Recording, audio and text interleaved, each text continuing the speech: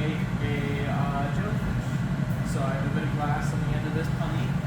And what I'm going to do is I'm going to gather clear glass from the furnace. So this furnace has warm glass inside of it. Sticking the honey in and it picks up glass like honey. So just like that, I have a bunch of glass.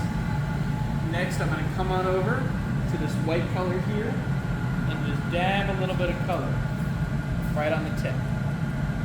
So now there's a bit of white in it. I'm going to quickly spend 2 seconds in the furnace just melting it in.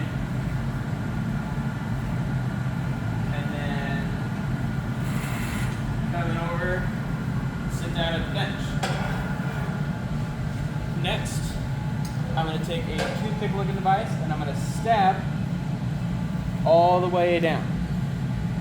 And now this is making the tentacles of the jellyfish. Are they tentacles? I don't know. Stingers? Stingers of the jellyfish. There you go. Hey Trevor, how hot are those furnaces?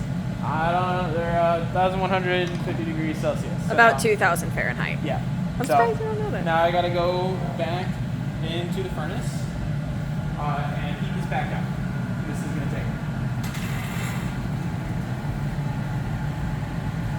Leave your pause. Alright, go. Alright, now that this is hot, I'm going to go to this marber table and essentially marber it back out into a hot dog shape. So, and just like that, you can kind of see the tentacles. Now, this stainless steel table called a marber used to be marble, but as you can tell, I've lost a lot of heat, so now I got to go back to the furnace. All right, this is now heated back up. I'm going back over to the bench. I'm going to grab a pair of diamond shears. With these, I can kind of grab the glass, grab and twist. It gets a nice spiral shape. Now, I'm actually going to, do I leave this on or do I cut it off? You can cut it off, I think. Alright, cut it off. So, that leaves us with just the tentacles. So, as I squeeze, making this nice and thin, I give it a quick. Didn't want to. Didn't want to, gotta cool it off. Give it a quick tap. Alright, now I'm going to heat this back up one more time and then we're going to gather over this.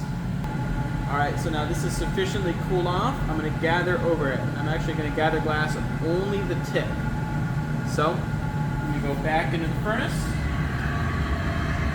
set it down, and gather glass on the tip of the jellyfish.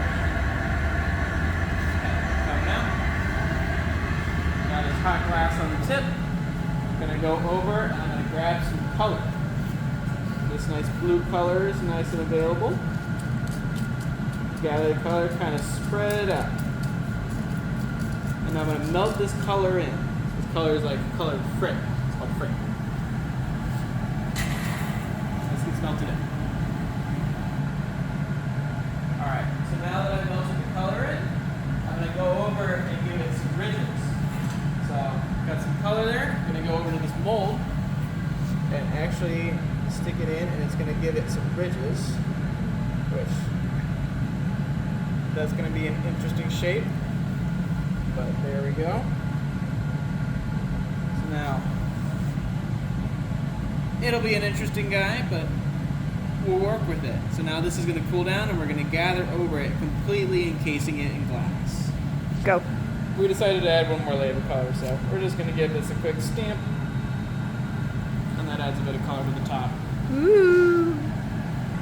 Alright, now that this is cooled down again, gather over it one more time, gathering it over completely. Quick tap.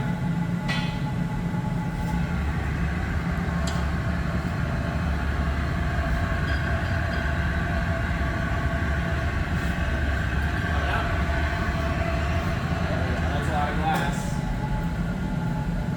Now, just let it kind of cool in the air. Switch it up on the table a little bit. Trying to keep the glass all on center. What that basically means is keeping the glass in line with height. Next, I'm going to go sit down, and I'm going to grab an egg mold. So this is an egg mold, and essentially this block is made out of wood. It's a cherry wood, and essentially if you dunk it in water, you can shape the glass without it burning. So I'm going to shape that here, and I'm going to do a quick jack line while it's still a little warm. What this is essentially, this is just where it's going to break off. So now, even though this is still red hot, the outside is actually cold. So I'm going to go back to the furnace to make sure it's all heated equally.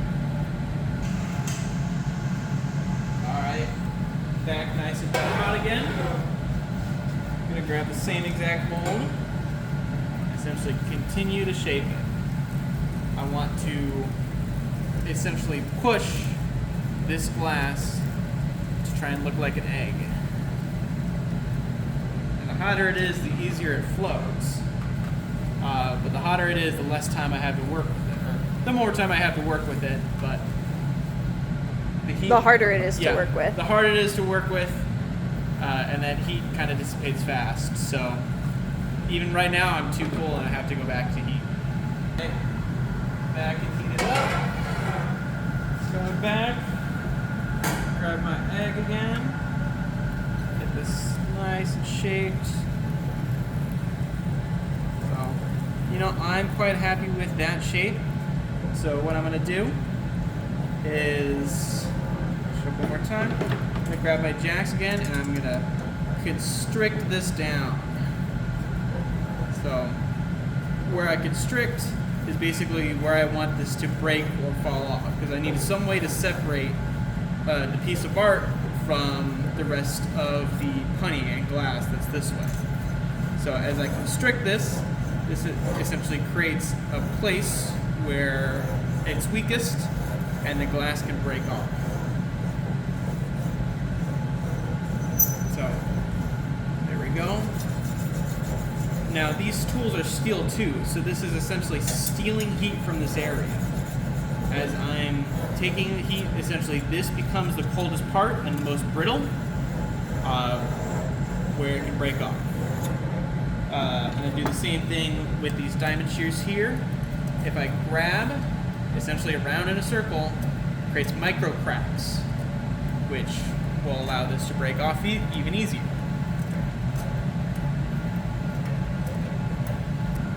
Alright, so now that this is sufficiently cooled down, I'm going to do a thing called flashing, which is just sticking it in and out of the furnace so that the heat is essentially equalized across the piece.